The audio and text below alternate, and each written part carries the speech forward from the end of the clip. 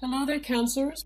I feel like for the next 2 weeks, it's a really good time for you to kind of slow down, step back, and take stock of what you have in terms of financial resources. Okay. And then thinking about long term, where you're headed and what you're hoping to achieve. Because I feel like some of you, I'm seeing like two sets of people. The first one is you're in a position of power, right? Like you might be like a financier. You might have a lot of people coming to you and telling you, do you want to do get involved in this project, or they're pitching an idea to you so that you can get involved with them. Okay? And then I see other groups of Cancerian people either going to a financial institution or a specific person like a financier or an authority figure and pitching something to them, and you're telling them like, hey, I need like this much, in money, or I need this much in investment, I need this much in startup capital in order for me to fund this project. So I feel like, it can go one of two ways. Like, you're the one making the decision to decide on whom to invest, or deciding on which project to invest, or you're on the other end where you're soliciting investment funds. You're soliciting like somebody for a loan. And either way, it's basically telling you realistically to have a very logical and a very like, I guess, practical time frame.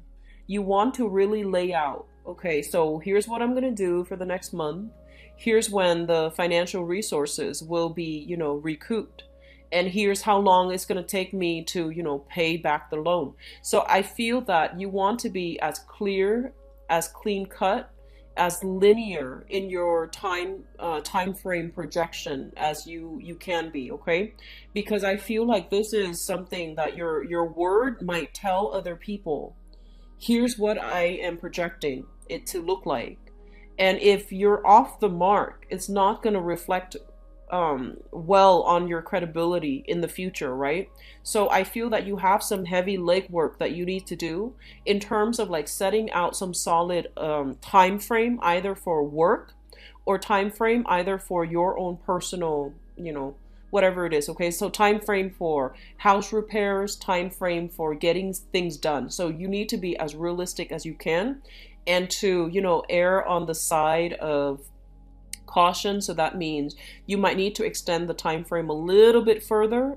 That way you can, if if there are snags along the road, if there are problems, then at least you have a little bit of buffer for that time frame. Does that make sense? So I feel like there is stringent planning that is necessary for many of you. I feel like there's a job coming through for those of you who have been working. And I feel like you're dealing with an interviewer or a boss or a supervisor in the new job that is a little bit more, practical, cerebral, very, very like a stickler for rules. So I feel like the environment is very structured. You might say it's a little bit rigid, but I feel that it's a very functional, like a work environment where things are done very well. There's high productivity. So I feel that it's going to be different from wherever you were working before. If you had like a lot more creative, if they gave you a lot of creative allowances to do, whatever it is that you want, if no one is really watching over your back, if you can come and go as you want, if you have a lot of leeway in the previous work environment. The new work environment is very rigid. It seems to me like they recruited a bunch of new talent, and so they're changing things from the top down.